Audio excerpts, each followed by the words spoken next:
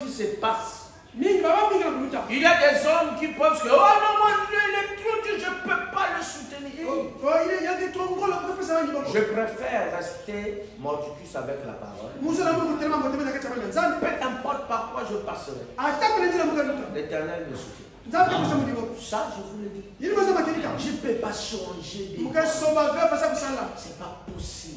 Je ne peux pas changer. Je ne peux pas changer, modifier et venir. Oh non, vous savez, maintenant je pense que je crois au ministère de la femme. Oh, maintenant les prédicateurs peuvent prendre comme bon leur semble. C'est le Dieu qui ne change pas qui a dit dans quel état doit se trouver la femme d'un prédicateur. Les gens veulent la grande porte. Ils veulent se rassembler comme le diable a rassemblé les gens en enfer. Au lieu de dire la vérité. Parce qu'il y a un grand mystère qui est là-dedans. Mais ils se taisent et ils poussent les jeunes gens à prendre des filles déshonorées. Ils sont pires que même le diable. Et quand vous partez les demander, ils ne vous diront pas. Ils vous présenteront à des filles que eux-mêmes ont déjà déshonorées. Donc, et l'église catholique et les assemblées, c'est devenu la même chose. Vous partez au Vatican, les sœurs qui vont pour apprendre pour le vœu de Naziréa sont obligées d'être livrées à la prostitution aux prêtres. Et les frères supérieurs et les sœurs supérieures leur manipulent. Et ils appellent ça la conservation du salut. Une honte. Donc tout un pape est obligé de démissionner. Et les gens qui se disent de la parole, ils font aujourd'hui pire.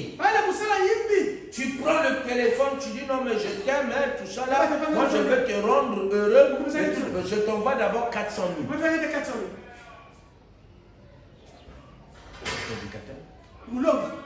Tu as ta femme, tu as tes enfants. C'est ça que tu envoies à la femme d'un frère. Après que si tu fais ça, tu gagneras quoi? Ce sont des âmes qui sont maintenant en prison.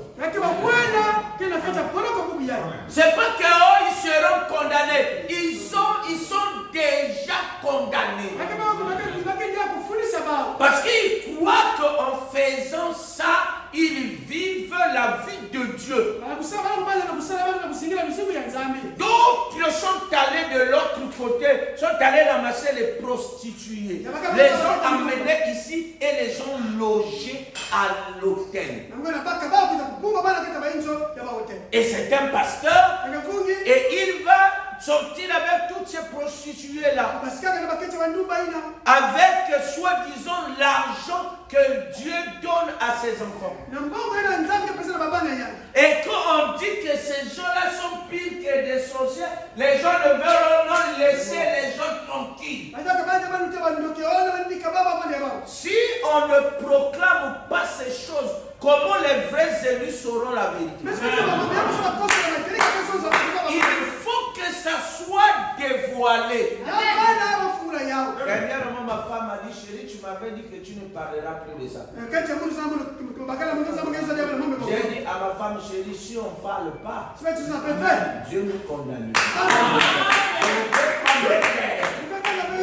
Dévoilons ces choses pour que le peuple de Dieu, qui est sincère dans leur cœur, sache quels sont les bandits des grands chemins qui se cachent derrière le nom du pastorat. C'est des grands pasteurs, c'est des grands ministres, c'est des missionnaires, ils voyagent. Mais ce ne sont que des bandits, des grands chiens. La présence de Dieu était là. Frère Branham l'a fait lever et lui a parlé. Il dit qu'il serait devenu le président des États-Unis. Mais on lui demandait de faire un compromis, de ne pas s'opposer à l'alcool. C'est ce que font les prédicateurs. Je reçois les prédicateurs quand ils viennent ici. Leur question qu'ils posent toujours. Pasteur, bon, maintenant c'est dur, hein? Je fais quoi pour le problème de la femme? Je dis rien n'est facile. Mais rien n'est impossible à Dieu. Il a pourvu un agneau pour Abraham. Au sommet de la montagne, au sommet de la difficulté, il a visité son fils. La vie d'Isaac a été épargnée. Je dis parce que tu pars frapper, toquer chez les prédicateurs en cherchant une femme. Mets-toi à genoux chez toi, commence à prier. Recommande ton sort à l'Éternel. Et il te donnera ce que toi tu désires. C'est lui que c'est sa parole. Pourquoi tu vas? Oh non, c'est difficile. Ils vont vous tuer, jeunes gens. Je parle aux jeunes gens. Certainement qui ont des affaires. Ne tombez pas là-dedans. Ils sont en train de vous tuer. Ils sont en train de vous tuer. Ils sont en train de vous tuer. Un jeune homme est allé dans une église. Il était pourri, il avait son pasteur, il avait son église. Mais quand il a vu que l'autre pasteur, il y avait des milliers de gens.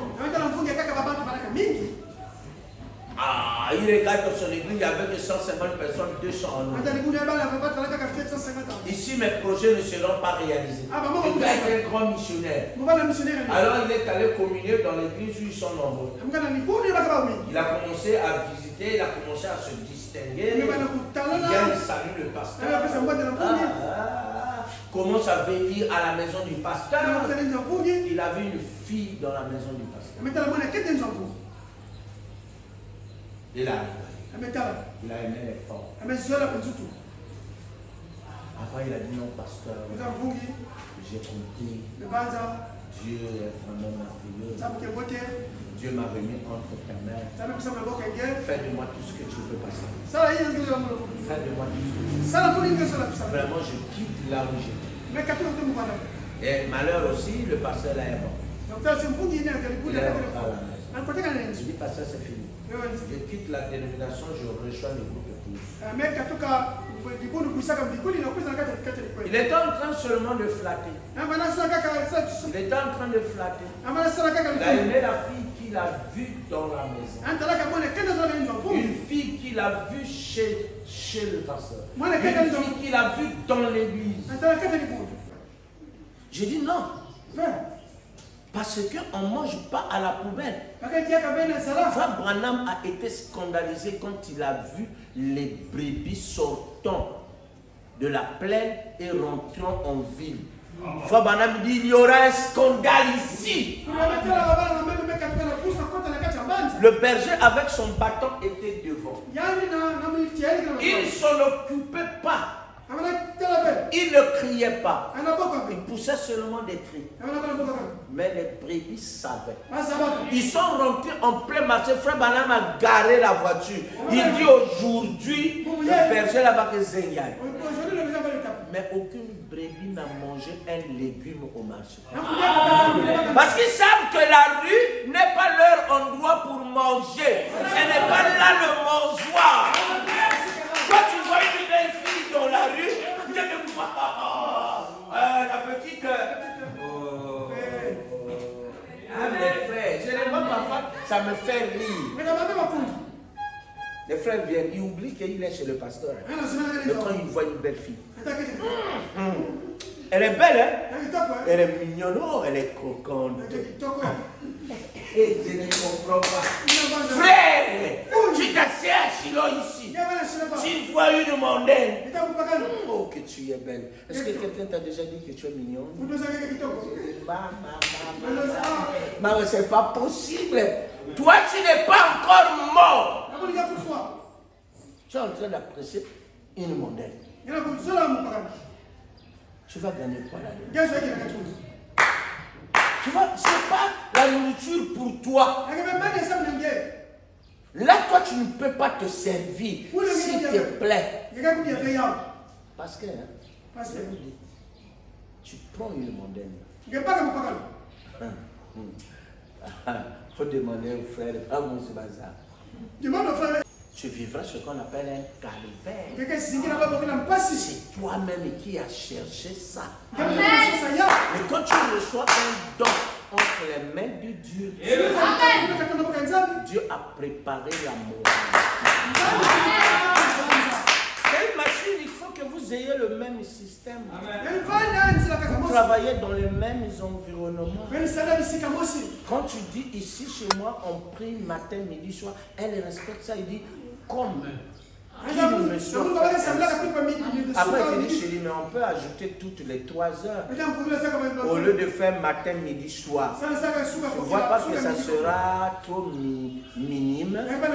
Si on peut faire toutes les 3 heures. Et après, c'est elle qui dit non, toutes les 3 heures. 3 heures, c'est beaucoup de temps. Au moins, chaque heure, on peut prier. J'ai dit, chaque heure, je prie pour toi. Si quelque chose t'arrive là-bas, ne t'en éloigne pas. Reviens à la maison. Il y a une personne prête à te pardonner. Quel est cet homme qui va encore aller se livrer derrière les filles dans la rue?